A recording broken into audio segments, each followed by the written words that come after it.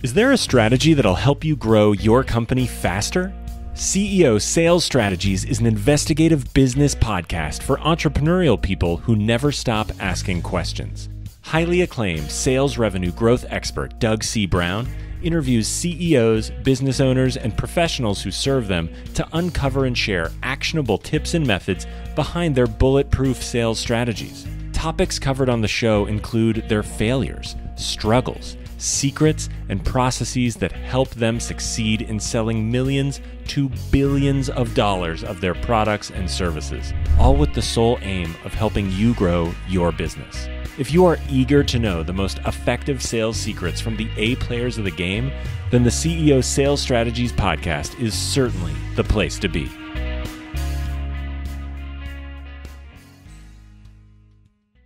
Hey everyone, this is Doug C. Brown with another episode of the CEO Sales Strategy. I have a really great, powerful, highly intelligent CEO today. His name is Mr. Naveen Poonian.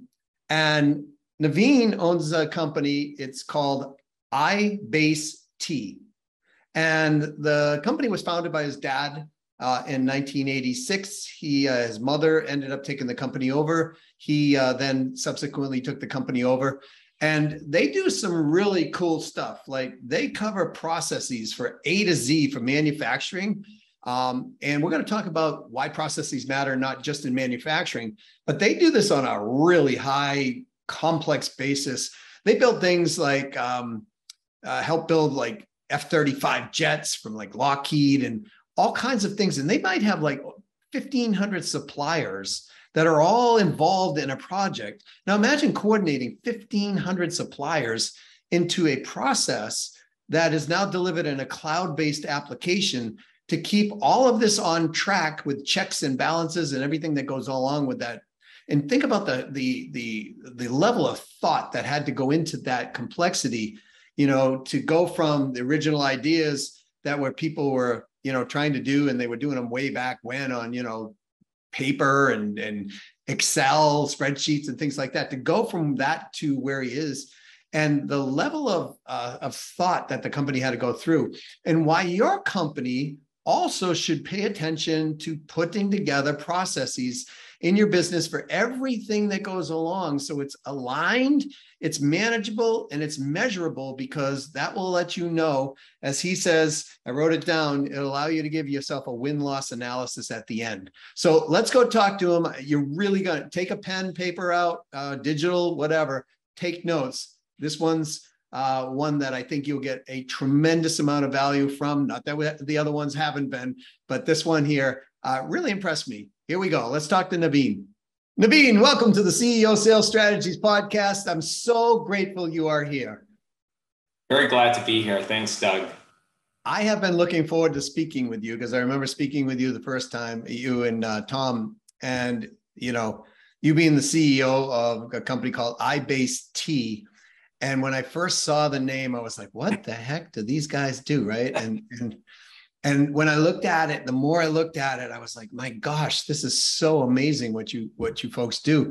You basically take the A to Z processes, and correct me if I'm wrong, but the A to Z processes for the manufacturing, for complexity in manufacturing, you'll take like, I don't know, 1,000 plus suppliers, and you'll do things like build a F-35 jet for, you know, like from Lockheed Martin or whatever, right? I mean, you guys take that whole supply process right off their plate. Is that accurate? Exactly. So we work with companies that are building highly complex assets. So have thousands, if not hundreds of thousands of parts, you know, thousands of processes, distributed work centers, global work centers. You know, you think about all the different intricacies and components and things that go into, let's say, an aircraft or an engine or a satellite. We help orchestrate that whole process. So it's really, how do I get all my parts and pieces and people and processes aligned so I get that product out the door with high quality the first time. So you have a solution, basically, like it's a business procedure, business processes to kind of improve the outcome, if you will, improve the business by using like step-by-step measurements and things like that through the process, correct? Sure. So exactly what you said there. Traditionally in our world, a lot of people have a bunch of different disparate systems, pinpoint solutions, often Excel spreadsheets, or they're on paper, right? And they're trying to manage this very intricate process through very manual methods. And so over the last 25 years, we've built a solution that is a digital solution that has all the capabilities, and it's really turned into a platform. So what did start as a bunch of little features and functions to help people on the shop floor produce a better product, it started to grow, working in partnership with our customers, and eventually really becoming a platform that's meant to have your, as you said, the A to Z process inside, but really to have all the players that are involved and all the stakeholders, including the supply chain involved as part of that. So I think you said something really key. This didn't start off as like this really complex aggregate of stuff that you made real simple. It started off a little bit over time, over a period of time. Exactly. I mean, it started off as a proof of concept. So actually, the company was founded by my father in 1986, but really became a software company in 95. Got our first break on the C-17 aircraft with McDonnell Douglas right here in Long Beach. And that's really where it all started. So it started with my father going up to their procurement or their IT organization saying, hey, you've spent millions of dollars on a solution that hasn't worked. Give me $1 million and I'll build you something that's going to help fit the need and solve the problems that you guys have and really help you in how you manufacture. They gave him the $1 million. He built a proof of concept. He ended up getting a $5 million contract after that. And then really, we've just grown the capabilities. So 5 features and functions to now over 4,800 features and functions within. Wow, that is huge. So your dad, pretty bright guy. I mean, he recognized the problem, approached them with a solution, ended up with $1 million, out of the gate. It all starts with a vision, right? I think as CEOs, that's really what we are responsible for, right? So he had the vision, he sold it to his people. They believed in him. Even the customer believed in him and what he wanted to do. And really, through a lot of tenacity, he was able to get this product out the door. We had people sleeping in cots, and we didn't have an office. The company started in my playroom, and with a folding table, and them spending night after night trying to build this product and get this product off the ground. It's like a true startup story to get the software to where it now is today. It's an amazing story. Actually, it's like it is the true essence of what people take and say, oh, this is a startup, because they'll look at your company now and they go, wow, what a big company, right? But they don't look at the beginnings, the humble beginnings of how a company actually began. I think all the best companies, right, come from that humble beginnings, right?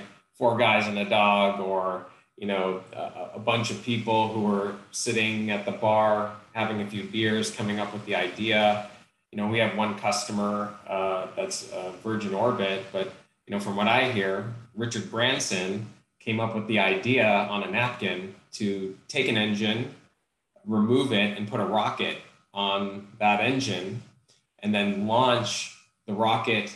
After the plane takes off and it's in space, launching the rocket from, let's say, a 747 aircraft to do a microsatellite launch, low Earth orbit launch, right? This was started on a napkin, but then, and it's awesome, right? These are our customers, highly innovative companies creating really groundbreaking products, and once again, very complex and not easy to do. But I think it all starts with that vision, and then putting that plan together, and probably having a few failures along the way, right?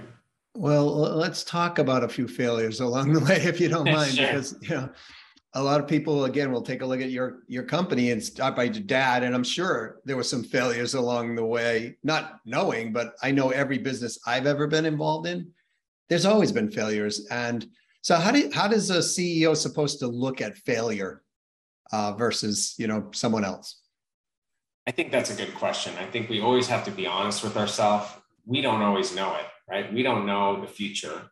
We can't predict the future. We can't predict when things are going to pop up that you don't know, like even things like COVID, right? And so I think every failure is an opportunity. You look at Elon Musk, his first rocket that he launched, right? It didn't just land on itself, right? You have to think of the continuous improvement and iteration that has to happen for you to eventually get it, right? And it takes failure to really understand, right, what worked, what didn't work. If you did everything right, that'd be great, but I think that's not perfect in any sort of world. And so we've taken that approach, right? I think we used to be more of a conservative company. Okay, let's think through everything, think, make sure we make the right decision. And oftentimes we found that what we thought we needed to do wasn't always what we needed to do. So now we've taken a different approach, and it's really more of the fail fast mentality, right? That you see in Silicon Valley, you see in all these startups. How do we accelerate the innovation and iterations? So yes, you might fail, but let's learn quickly. Let's apply those learnings to what we're doing, and then really come out stronger and come out with hopefully a better product or a process or a capability that's going to provide value, right, to the customer. So a wise man, I think, built $1 billion company, once said to me, he said, Doug, sometimes you've got to try things to find out what you don't like and what you shouldn't be doing. And exactly, that's just what I heard you say, in the capacity of how you said it. So more recently, I'd say the fail fast has actually allowed us to be more focused, right? What we should be doing is important, but also just as important is what we should not be doing, right? And you look at Steve Jobs, you look at Jeff Bezos, once again, Elon Musk, and look at these guys, Warren Buffett, all these guys are talking about focus, right? Take the top 5 things that you want to do, throw the 3 of them out, and look at the top 2. Those are probably what you should be going full force on and focusing your time to get you to where you need to go. Oftentimes we just want to do everything, right? And if you do everything, you often do nothing. And that's always, I guess, a critical thing in your decision making. So focus is really important to execute. That was brilliance. I don't think a lot of people might have caught that. So I want to go back. You take your top 5, and then you throw out the bottom 3 and you keep the top 2. And that's where you should keep your focus. Did I hear you correctly? That's where you should keep your focus. I believe, now I'm not saying it was me that said that, but I think I saw a Steve Jobs interview about that. And you can debate, he's one of the most brilliant people, or created, one of the most amazing companies in the market today, one of the most innovative companies. And so I just realized that, and that's one of the failures that we've also done. It's very easy to start looking at shiny objects and going after really cool things, or, hey, look at this new industry, and maybe we should go over there, and you lose focus on your core market. And so I guess that is a big lesson learned. The focus is really important for you to execute, right? How do you can imagine if you have a company of 100 people or 200 people, let's say it's 2,000 people, how do you get everyone to row in the right direction? If you have 10 different initiatives without real prioritization, who knows what they're supposed to do? But you focus on 2, you can rally the entire company and get them all rowing in the same direction. So you may not have said that first, but you just said it to probably 15 or 20,000 people who will hear this. So this is awesome. So, awesome. Hopefully it makes sense. No, it made total sense. Like when I wrote it down, I was like, wow, that is sage advice. So thank you for bringing that forth. We're speaking with Mr. Naveen Poonian, who owns a company called iBASEt. He is the CEO of the company. The company was founded by his father in 1986, according to what he just told us. And they do amazing stuff. They put processes around complex manufacturers, that whole process for sometimes thousands of suppliers in putting something together. So Naveen, I had a question like, all right, there are a lot of companies listening, maybe they're doing, I don't know, $1 million, maybe they're doing $50 million. Then, they're not needing 1,500 processes, but what is the value in having a business that uses step-by-step measurements versus just kind of winging it all the time? Sure. I think everything needs to have a process, right? How do I get from point A to point B and have that, or point A to point Z and have the predictability, right? And once again, you might define a process and it might not be the right process. I know you deal with sales processes and making sure you can streamline that. We're dealing with manufacturing processes. And in some cases, right, you build the process, but it might not be right. But how do you start leveraging data from your process so you can start to make actionable information? And I think that's key. What are we doing that allows us to win? What are we doing that can create that more predictable outcome for us? And really, you have to be able to use data to start measuring your business. One, what am I doing? What is my status? Where am I at? And then as I start to make changes, I can also see the impact of those changes and see, am I moving the needle forward, or did I just make a really bad decision and it was a mistake? And actually, I'm sacrificing what I'm doing. I'm not building a better product, or I'm not running a better sales process. So I think but what you get is information. And then I think every company needs to have continuous improvement as a key initiative that they're doing, right? How do I fine tune and build a better process so I get a better outcome in the end? And I think that process enables you to keep the focus of what you need to do, measure what you're doing, and then use the data to get better. And I loved the data measurement drives the business, right? So this is objective. We're learning objective data versus subjective data, which I see so many leaders of companies, which is nice. They rely on their creativity and all. But then when we go to measure it, especially on the sales side, it's kind of like, all right, what are your ratios here and here? And they've never measured it. And so what I find are a lot of blind spots by not measuring these things. And one in particular, I remember a guy, he had a lead system that was going on to a first touch point. And 62% of the time, his sales team was never touching the lead. Yeah. It's crazy what data can do. I mean, you can just see it with like wearing an Apple Watch, right? How am I sleeping? You look at the data, you're like, oh my God, I'm tossing and turning. I'm doing this. Like maybe I need a new mattress. Maybe I need to, have a warm glass of milk before, bedtime. Right. I need to do something different, right? Because the data is not good, or, it tells you need to stand up. You've been sitting for the last 5 hours. You're like, holy cow, I didn't even think about that. So data puts information that you just don't always see every day, whether it's your sales process or a manufacturing process. And oftentimes we're trying to solve problems that really aren't the root cause. It might be, I'm trying to solve a symptom. Oh, this doesn't look right. I'm going to solve that symptom. And you never get that step level change where you're actually transforming the organization, because you're just looking at cursory data that you see. Yep. There's all this data behind it that maybe you don't see. And that's where there's a lot of power, right? And in our world, it's very hard. If you have things in disparate systems, if you have things on Excel, if you have things on paper where, data dies, once it goes on paper, are you going to see it again? How are you going to get access to it?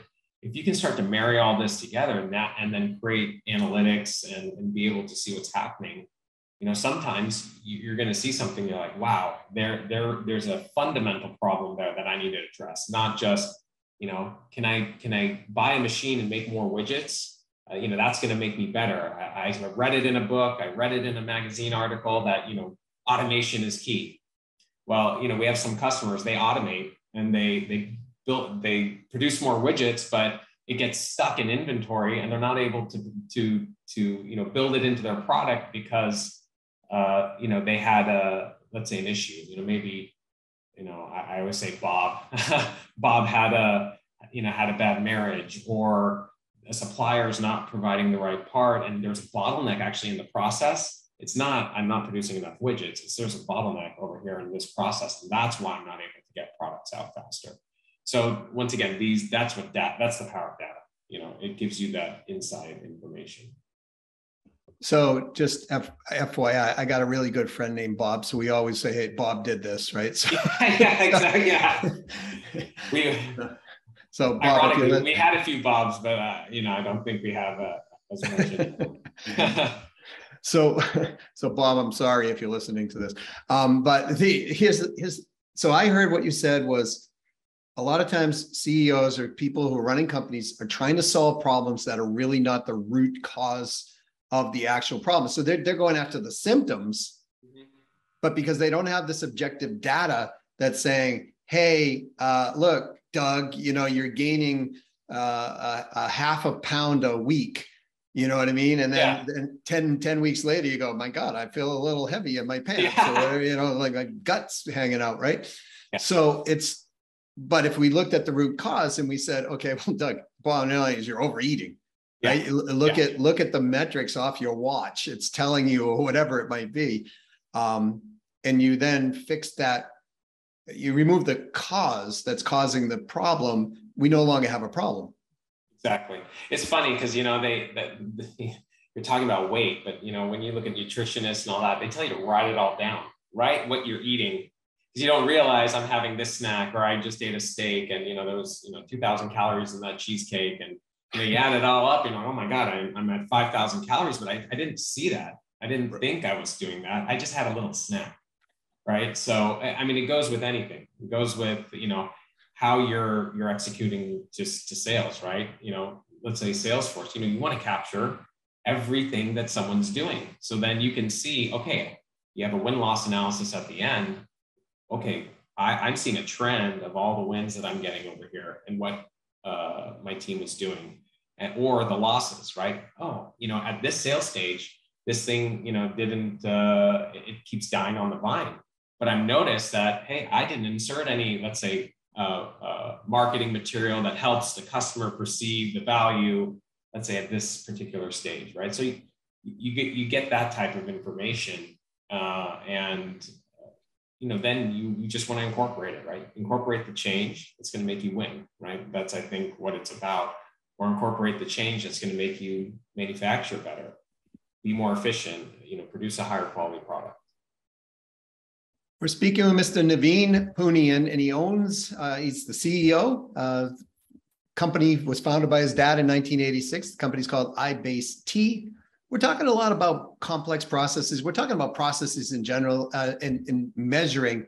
And you keep dropping these like amazing, like bits of wisdom, and you're just like shoot off the top, right? But the win-loss analysis at the end. I cannot tell you how many people do not. That I know when I look at a company, I go, hey, can I see you reporting on this so we could look at what's working, what's not working, and they don't have the data. And I think this kind of leads into, like, you deal with a lot with manufacturers, and so how are like the small, maybe small to medium-sized businesses, or the manufacturers in general, how are they faring during this economic environment that we're in today?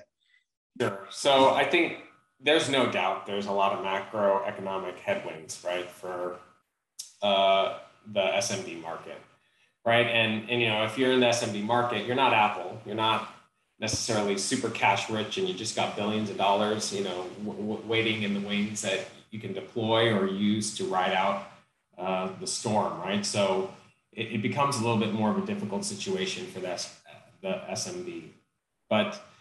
And when you look at things, right, the cost of borrowing is increased, it creates a predicament. Am I going to borrow money to stay open? What does the future hold, right? And inflation's gone up, costs have gone up. So, and hiring has become very difficult as well. And it seems very daunting, right? But I think during this time, it's just important for the, people, especially the SMB, where's their I would say key differentiator. It's often customer service, customer centricity, and being able to be closer to the customer, right? When you think about a big, giant organization, it's harder for them to have that customer focus like a small and medium business can. And I think given the environment, it is difficult, but what I've seen is pivoting more towards focusing with the customer, engaging more with the customer, and making sure that you're taking care of them. You're preserving your revenue, you can ride out the storm. And in many cases, in our world, we're seeing that being more close to the customer is also leading to new sales opportunities, right? That we didn't know before. So I think, and that's also another lesson learned, right? That we've had as a company. We grew, we were very customer focused and intimate. Then we thought, okay, we're going to build this product and we're going to build that product. And we just went off and we just started building.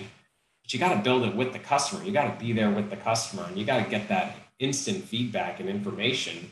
What works, what doesn't work, right? And how am I going to build a product that really fits the market? I can tell you, we've built products and we gave it to the customer. They said they wanted it, by the way.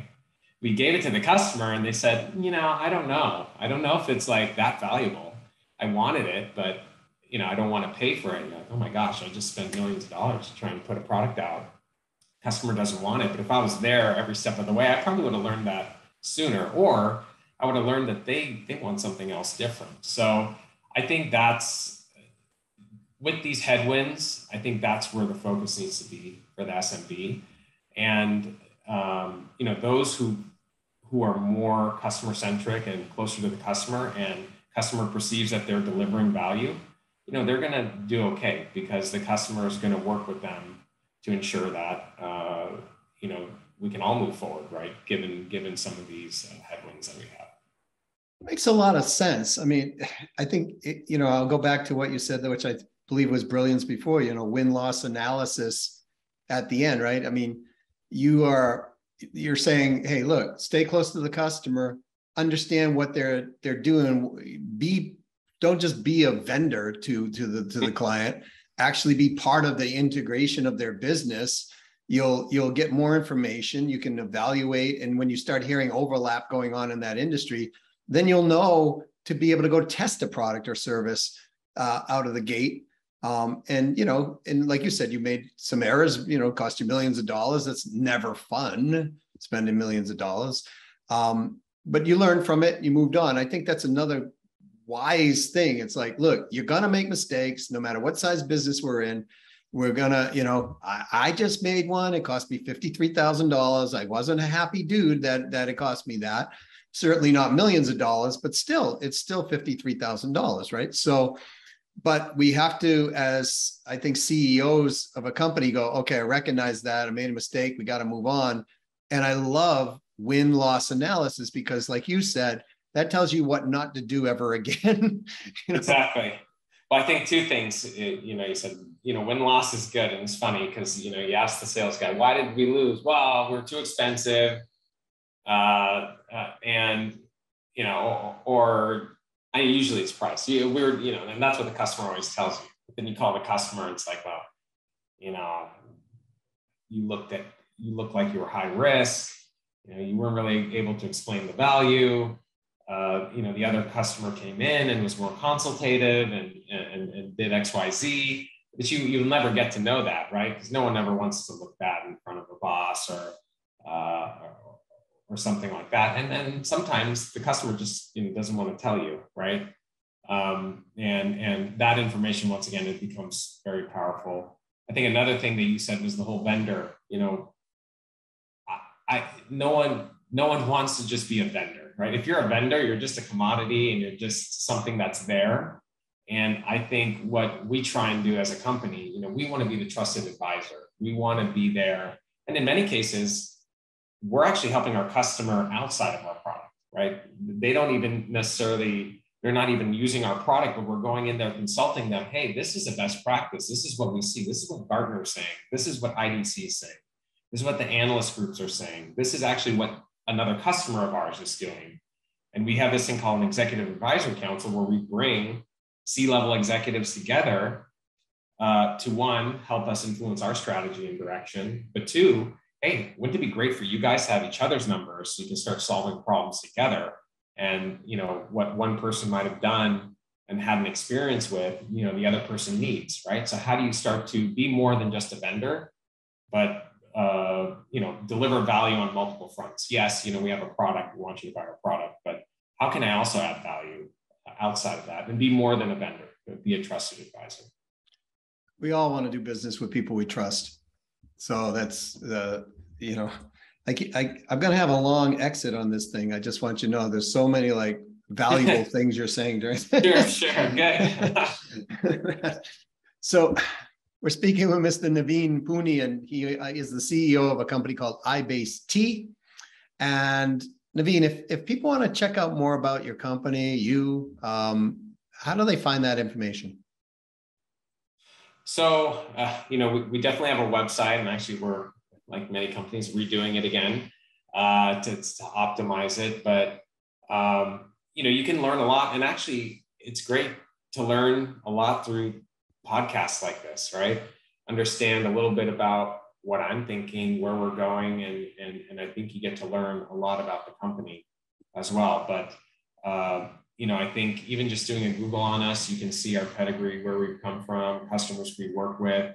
We have videos on YouTube as well as our website that really show who we are as a company. And once again, I think that's what's important, right? We want to bring people who share our vision, share our values, share where we want to go, and how we want to change the world. And we want people, who believe in our vision. And I think ultimately that's what makes a great company and a great fit for the people that want to join. I agree with you. Thank you. So I have one last question, because you guys moved, like you said, people start these things on spreadsheets. They start them on, napkins and Sure. I don't know, writing down on the back of 50 business cards and doing the old sticky method on the wall to get their processes. And you guys have transitioned this whole thing to now a cloud-based process. Right. So it's scalable and global reach no matter what. I wanted to ask you this question: how are businesses today increasingly relying on the cloud to meet new challenges? And is it advisable for all companies or the majority of the companies to actually look at increasingly relying upon the cloud as the future of business? So to me, the cloud is a game changer, right? And especially when you start thinking about things like 5G and our ability to increase the bandwidth to work with the cloud, it just gets better and better. It's only going to get better and better. So I suggest every company should be looking at it, right? I think there's different times in our journey where it makes sense to make the move. And every business is different. And, we have a lot of customers who have mission critical operations, but they're running an on-premise situation. And sometimes it just makes sense. And then other times it's cloud. But, really what we're seeing though is most companies are starting to pivot towards the cloud because there's a bunch of benefits as a result, right? So you start to think about scalability. You were mentioning it. How do I bring on thousands of people into one ecosystem, right? And not be stressed by, okay, I have an IT staff of, let's say 5, and, oh my God, they're going to be spending all their time trying to maintain this and deal with it. How do I scale up quickly? Well, if you're doing, work with a platform like AWS or Azure, you have a whole support team behind that, that can help you scale up, can help you scale up your hardware and your software, or your servers, or, the bandwidth. So I think that's important. And the beauty of cloud too, is it really democratizes data.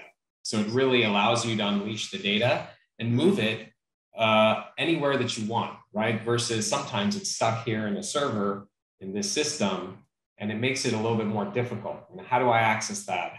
How do I give access to other people around that? And you have to start thinking about data access, data transfer, data storage. The cloud really makes that a lot easier than trying to do it by yourself, in an on-premise environment. Another is agility, right? So as I talked about, how do I spin up resources as needed? Or, hey, I don't need the resources. I'm actually shrinking in this area, so I can tone it down and reduce my costs, as well. So, obviously increase your costs if you're going to scale up, and decrease your costs if you scale down. And then there's also resiliency, right? So think about data backup.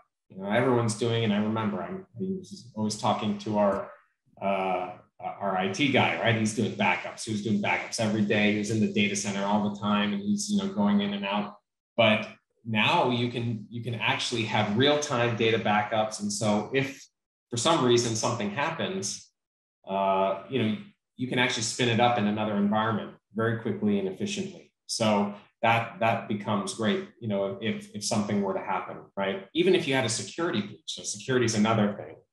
Imagine AWS and Azure has thousands of top-notch security protocols, processes that they have people, and this is all they do, right? So they probably have better security people than you do in your own company, or even our customers do. So it's going to help, by making that move. And then really it's innovation, right? As I said, there's cloud services, there's integration to other software. So we produce a lot of data. We're not necessarily an AI company, but we have all the data to marry with an AI algorithm, company that specializes in that. So how can we bring in an AI software solution, marry it with the data that we capture, and create a better product for our customer? So I think those are a few things that the cloud helps customers with, but I really do think it's the future. It takes time. It's a journey for everybody. So I think you said 4 really cool things, right? So it's agility, reach, resiliency, and the future. I think that encompasses the cloud extremely well. Yeah. And I would say it's really just cool. Like it's an amazing, like I'm waiting. Will they ever be able to teleport me from here to Los Angeles so we could go out and have lunch, let's say, right? And then I could teleport back. Like, I don't know, maybe it'll happen. I mean, it happened, I'm still dreaming of that and wishing for that, I think all the time. Well, maybe not. Then our aerospace might get affected by such technology. That's funny. So, Naveen, I really appreciate you being here on the CEO Sales Strategies podcast. I really appreciate you going all out, giving everybody there's just so many wisdom nuggets that I wrote down. I literally have a whole page of wisdom nuggets. Normally, I don't have that many on many podcasts, but so I really appreciate you being here. I'd love to have you back again. If you'd like to come onto the podcast again, just let me know. Yeah, of course. This was a lot of fun, and love to talk and pontificate, right, about the current environment and the future. So it was great. Thank you for hosting me. You're welcome.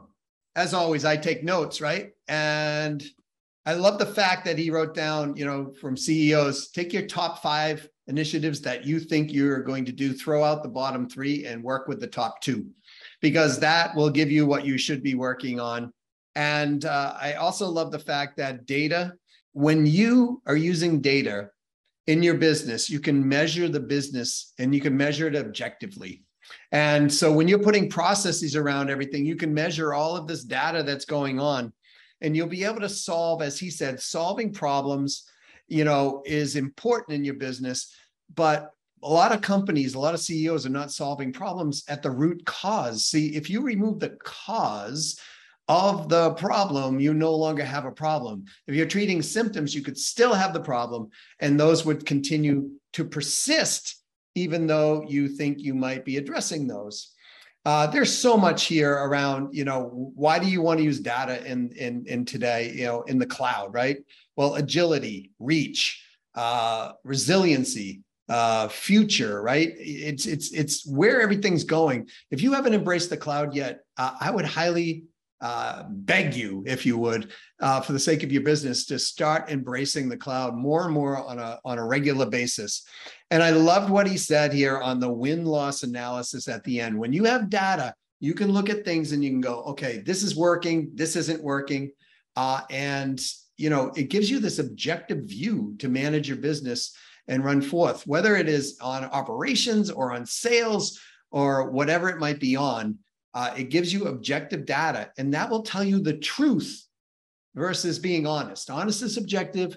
Objective data is truth. So if you love the subject matter of this particular podcast and you want to hear some subject matter that you came up with and you're like, man, I wish somebody would talk about this.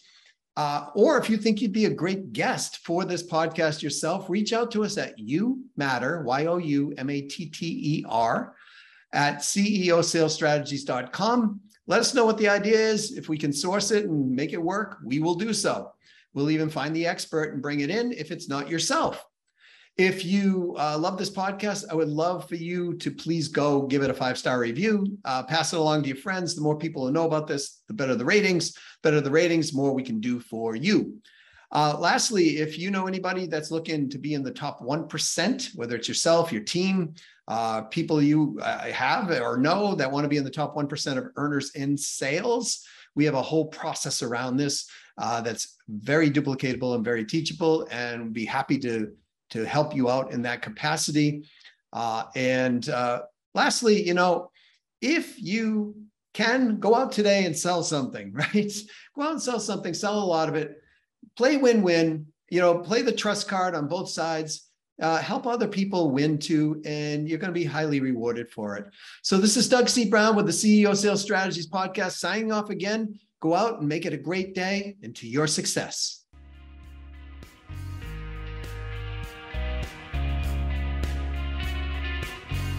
Thank you for listening to another episode of the CEO Sales Strategies Podcast. What is something that you learned that you could act on today? Don't forget to schedule it now, or it may never get forward momentum. If you find our content valuable, please leave a favorable review and let us know what you liked. Please also share this with others if the content will help them. For our show notes, other episodes, and more interesting content and resources, please visit ceosalesstrategiespodcast.com. See you soon, and to your continued success.